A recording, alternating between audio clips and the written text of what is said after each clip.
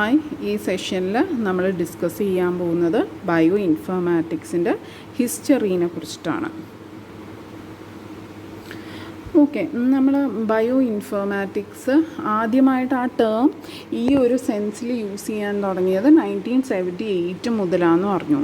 And ഇതിൻ്റെ meaning എന്ന് പറഞ്ഞാൽ എന്താണ്? ഇൻഫോർമേഷൻ സയൻസസ്, അതായത് computer and statistics and mathematics use ചെയ്ത് ബയോളജിക്കലായിട്ടുള്ള ക്വസ്റ്റ്യൻസ് ആൻസർ ചെയ്യുന്നതിനെയാണ് നമ്മൾ ബയോ ഇൻഫോർമാറ്റിക്സ് എന്ന് പറയുന്നത്.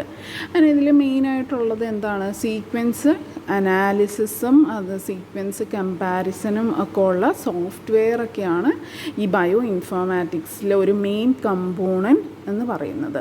ആൻഡ് നമ്മൾ ഈ സീക്വൻസിനെയൊക്കെ നമുക്കറിയാം, നമ്മുടെ ലൈബ്രറിയിൽ എന്താണ്, ബുക്സിൻ്റെ കളക്ഷനാണ് നമ്മുടെ ലൈബ്രറിയിലുള്ളത്. അതുപോലെ നമ്മൾ കമ്പ്യൂട്ടർ യൂസ് ചെയ്തിട്ട് നമ്മുടെ സീക്വൻസിനെയൊക്കെ സ്റ്റോർ ചെയ്ത് വെക്കും. അങ്ങനെ കമ്പ്യൂട്ടർ ഉപയോഗിച്ച് ഈ സീക്വൻസിനെയൊക്കെ സ്റ്റോർ ചെയ്ത് വെക്കുന്നതിനെയാണ് നമ്മുടെ ഡാറ്റാ ബേസ് എന്ന് പറയുന്നത്.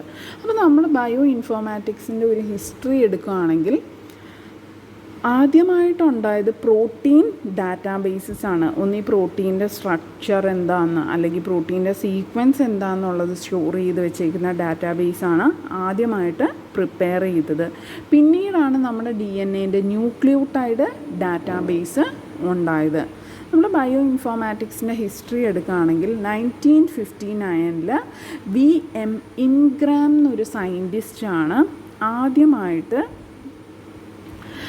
സാധാ സിക്കിൾ സെൽ ഹീമോഗ്ലോബിനും നോർമൽ ഹീമോഗ്ലോബിനും തമ്മിൽ കമ്പയർ ചെയ്യാൻ നോക്കിയത്. അപ്പോൾ 1959 VM ഇൻഗ്രാം എന്നുള്ള സയൻറ്റിസ്റ്റാണ് ഈ ഒരു ഫീൽഡിലോട്ടുള്ളൊരു സ്റ്റാർട്ടിങ് ചെയ്തത് എന്ന് നമുക്ക് പറയാം. ഈ സയൻറ്റിസ്റ്റ് എന്താണ് ചെയ്തത്? 2 ഡിഫറെൻറ്റ് പ്രോട്ടീൻസ്, അതായത് സിക്കിൾ സെൽ ഹീമോഗ്ലോബിനും നോർമൽ ഹീമോഗ്ലോബിനും തമ്മിൽ ഒരു കമ്പാരിസൺ നടത്തി. നമുക്കറിയാം, ഇത് രണ്ടും തമ്മിൽ ഒരു അമിനോ ആസിഡിൻ്റെ വ്യത്യാസം മാത്രമേ ഉള്ളൂ. ഒരു അമിനോ ആസിഡ് ചേഞ്ച് വരുത്തുമ്പോഴാണ് ആ ഷേപ്പിൽ കംപ്ലീറ്റ് ചേഞ്ച് വരുന്നത്. അപ്പോൾ VM ഇൻഗ്രാം ആണ് ഫസ്റ്റ് ഒരു അറ്റംപ്റ്റ് നടത്തിയത്. 2 type haemoglobin, sickle cell haemoglobin and normal ഹീമോഗ്ലോബിനും കമ്പയർ ചെയ്ത് നോക്കിയത്. ആൻഡ് ഈ ഒരു VM ഇൻഗ്രാമിൻ്റെ സ്റ്റഡിക്ക് ശേഷം ഇങ്ങനെ പ്രോട്ടീൻ കമ്പാരിസൺ, അതായത് സിമിലർ ആയിട്ടുള്ള ബയോളജിക്കൽ ഫങ്ഷൻസ് ഉള്ള പ്രോട്ടീൻസ് തമ്മിൽ കമ്പയർ ചെയ്ത് കുറേ സ്റ്റഡികൾ ഇതിന് ഫോളോയിങ് ആയിട്ട് നടന്നു. അങ്ങനെ പ്രോട്ടീൻസിൽ കുറേ സ്റ്റഡികൾ നടന്നപ്പോഴെന്താണ്, കുറേ പ്രോട്ടീൻ സീക്വൻസുകളുടെ ഡാറ്റ ഇങ്ങനെ അക്യുമുലേറ്റ് ചെയ്യാൻ തുടങ്ങി. അപ്പോൾ VM ഇൻഗ്രാം സ്റ്റാർട്ട് ചെയ്ത ആ ഒരു സ്റ്റഡീൻ്റെ റിസൾട്ടായിട്ട് വീണ്ടും വേറെ സയൻറ്റിസ്റ്റുകൾ സിമിലർ ആയിട്ടുള്ള പ്രോട്ടീൻസുകൾ തമ്മിൽ കമ്പയർ ചെയ്യാൻ തുടങ്ങി. അങ്ങനെ കമ്പയർ ചെയ്യാൻ തുടങ്ങിയപ്പോഴത്തേക്കും പ്രോട്ടീൻ സീക്വൻസിൻ്റെ ഡാറ്റ കുറേ അക്യുമുലേറ്റ് ചെയ്യാൻ തുടങ്ങി. അങ്ങനെ ഡാറ്റ അക്യുമുലേറ്റ് ചെയ്യാൻ തുടങ്ങിയപ്പോഴാണ് സയൻറ്റിസ്റ്റുകൾക്കൊരു ഇതുണ്ടായത്. ഇങ്ങനെ ഉള്ള ഡാറ്റയൊക്കെ നമുക്കൊരു കമ്പ്യൂട്ടേഷൻ സോഫ്റ്റ്വെയർ ഉപയോഗിച്ച് ഡാറ്റാബേസിൽ സ്റ്റോർ ചെയ്ത് കഴിഞ്ഞാൽ പെട്ടെന്ന് തന്നെ പ്രോട്ടീൻസിനെ കമ്പയർ ചെയ്യാൻ പറ്റും.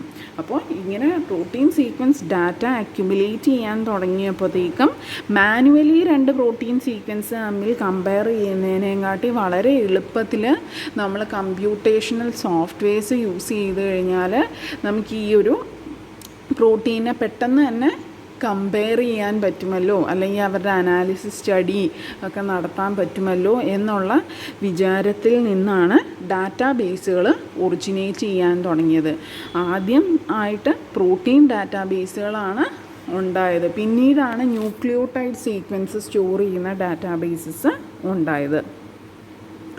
ആ 1962 ഇങ്ങനത്തെ സീക്വൻസ് വേരിയബിലിറ്റീൻ്റെ ബേസിസിൽ നമുക്കൊരു ഓർഗാനിസത്തിൻ്റെ എവല്യൂഷൻ എങ്ങനെയാണ് നടന്നത് എന്നുള്ളത് സ്റ്റഡി ചെയ്യാൻ പറ്റുന്ന 2 സയൻറ്റിസ്റ്റുകൾ പ്രപ്പോസ് ചെയ്ത്, സക്കർ കാൻഡൽ ആൻഡ് പോളിംഗ് എന്നുള്ള 2 സയൻറ്റിസ്റ്റുകളാണ് 1962 നമുക്ക് ഈ ഒരു പ്രോട്ടീൻ സീക്വൻസിലുള്ള വ്യത്യാസത്തിൻ്റെ ബേസിസിൽ 2 ഓർഗാനിസത്തിൻ്റെ എവല്യൂഷണറി റിലേഷൻഷിപ്പ് സ്റ്റഡി ചെയ്യാൻ പറ്റും എന്ന് പറഞ്ഞത്.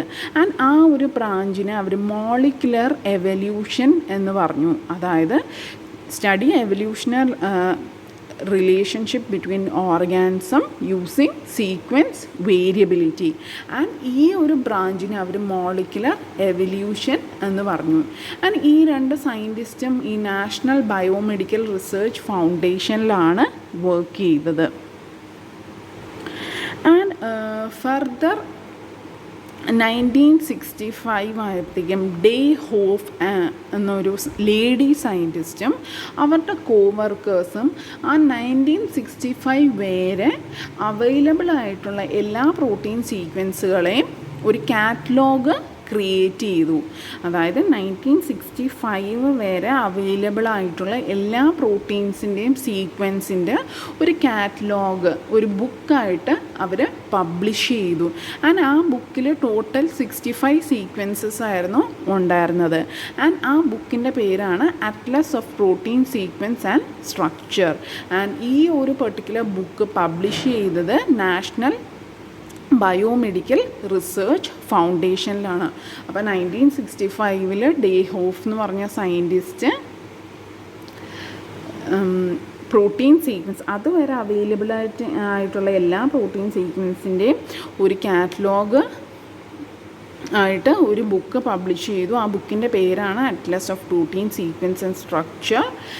നാഷണൽ ബയോമെഡിക്കൽ റിസർച്ച് ഫൗണ്ടേഷനാണ് ഇത് പബ്ലിഷ് ചെയ്തത്. ആൻഡ് ഈ ബുക്ക് ഫർദർ 65ക്ക് ശേഷം വീണ്ടും അപ്ഡേറ്റഡ് വോളിയംസ് ഇറങ്ങിക്കൊണ്ടിരുന്നു. ഇതാണ് atlas of protein sequencing and structure എന്നുള്ള ബുക്ക് 1965 പബ്ലിഷ് ചെയ്തത്.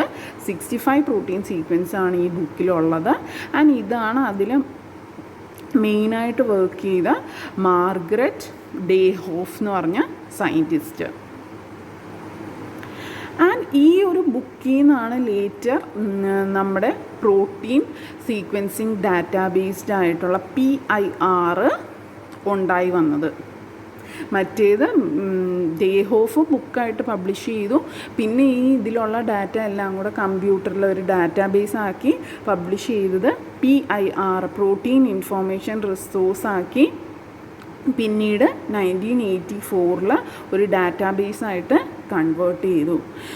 ഇതിനുശേഷം ആദ്യം പ്രോട്ടീൻ ഡാറ്റാബേസാണ് ഉണ്ടായി വന്നതെന്ന് പറഞ്ഞു. പിന്നീട് 1980s ഒക്കെ ആയി വന്നപ്പോഴത്തേക്കും DNA സീക്വൻസ് ഡാറ്റാബേസുകൾ ഉണ്ടാവാൻ തുടങ്ങി. അതായത് ആ ടൈമിൽ DNA സീക്വൻസുകളുടെ അനാലിസിസ് ഒക്കെ നടന്നി. അതിൻ്റെ കൂടെ തന്നെ DNA സീക്വൻസ് ഡാറ്റാബേസും ഉണ്ടാവാൻ തുടങ്ങി. അങ്ങനെ ഫസ്റ്റ് ക്രിയേറ്റ് ചെയ്ത ഡാറ്റ ലൈബ്രറി എന്ന് പറയുന്നത് യൂറോപ്യൻ മോളിക്കുലർ ബയോളജി ലബോറട്ടറീൻ്റെ ഡാറ്റാബേസ് സീക്വൻസ് ഇൻഫോർമേഷൻ ആണ്. അപ്പോൾ 1980s DNA സീക്വൻസിൻ്റെ ഫസ്റ്റ് ഡാറ്റാബേസ് ക്രിയേറ്റ് ചെയ്തത് യൂറോപ്യൻ മോളിക്കുലർ ബയോളജി ലബോറട്ടറിയാണ്. ആൻഡ് ഇവർ ഈ ഒരു ഡാറ്റ ലൈബ്രറി എസ്റ്റാബ്ലിഷ് ചെയ്യാൻ ഉള്ള മെയിൻ കാരണം എന്ന് പറഞ്ഞാൽ DNA സീക്വൻസ് കളക്ട് ചെയ്യുക, ആ സീക്വൻസിനെ ഓർഗനൈസ് ചെയ്യുക, ആൻഡ് ഈ ഡാറ്റേനെ ഡിസ്ട്രിബ്യൂട്ട് ചെയ്യുക. ഈ 3 ഉദ്ദേശത്തോടു കൂടിയാണ് 1980s European molecular EMBL biology laboratory ഒരു ഡാറ്റ ലൈബ്രറി DNA സീക്വൻസിൻ്റെ ക്രിയേറ്റ് ചെയ്തത്. ആൻഡ് 1984 ആയപ്പോഴത്തേക്കും നാഷണൽ ബയോമെഡിക്കൽ റിസർച്ച് ഫൗണ്ടേഷൻ, നേരത്തെ പറഞ്ഞില്ലേ ആ ബുക്ക് അറ്റ്ലസ്, ആ ബുക്കിനെ ബേസ് ചെയ്തുകൊണ്ട് അവരൊരു ഡിജിറ്റലായിട്ടുള്ള ഡാറ്റാബേസ് പ്രോട്ടീൻ്റെ ക്രിയേറ്റ് ചെയ്തു.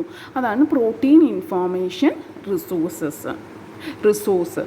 ഇനി വീണ്ടും DNA ഡാറ്റാബേസിലോട്ട് വരുമ്പോഴത്തേക്കും 1988 ആയപ്പോഴത്തേക്കും national Institute of health NIH USA national centre for biotechnology information NCBI എന്നൊരു ഡിവിഷൻ ഡെവലപ്പ് ചെയ്തു. അവരുടെ തന്നെ നാഷണൽ ലൈബ്രറി ഓഫ് മെഡിസിൻ്റെ കീഴിലായിട്ട് NCBI എന്നൊരു ഡിവിഷൻ ഡെവലപ്പ് ചെയ്തു. ആൻഡ് ഈ ഡിവിഷൻ്റെ ഉദ്ദേശം എന്ന് പറഞ്ഞാൽ information technology, information systems develop ചെയ്യുക, മോളിക്കുലർ ബയോളജി.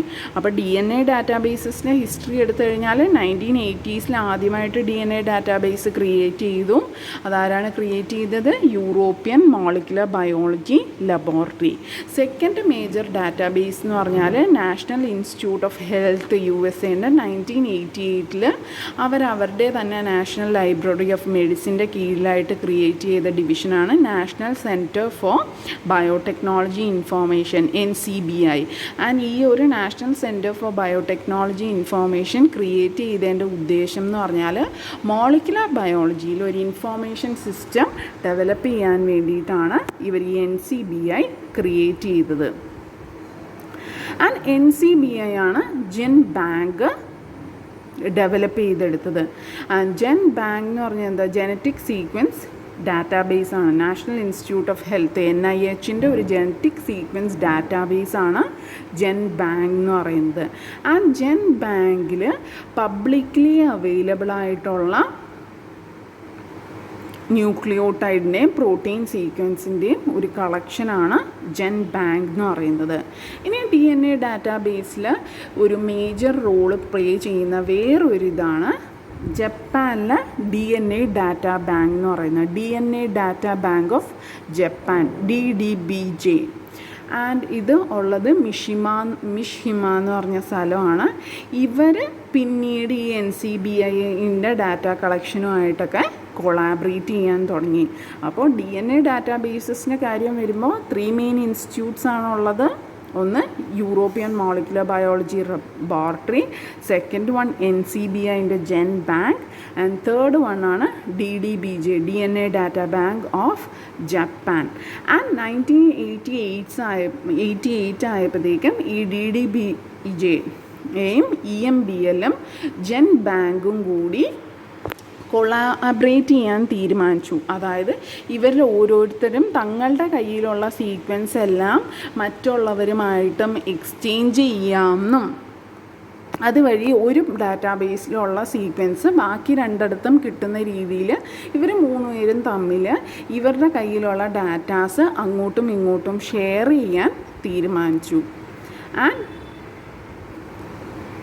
ഇങ്ങനെ ഷെയർ ചെയ്ത് ഇപ്പോൾ നമ്മൾ എടുക്കുകയാണെങ്കിൽ ഇതിലൊരു ജെൻ ബാങ്കിലുള്ള ഡാറ്റ തന്നെ DDBJയിലും എല്ലായിടത്തും കാണും. അവരൊരു കോമൺ ഫോമാറ്റിൽ അവരുടെ 3 പേരുടെയും ഡാറ്റ ഷെയർ ചെയ്ത് ആർക്ക് വേണമെങ്കിലും ഉപയോഗിക്കാവുന്ന രീതിയിൽ സ്റ്റോർ ചെയ്ത് വെച്ചേക്കുവാണ്.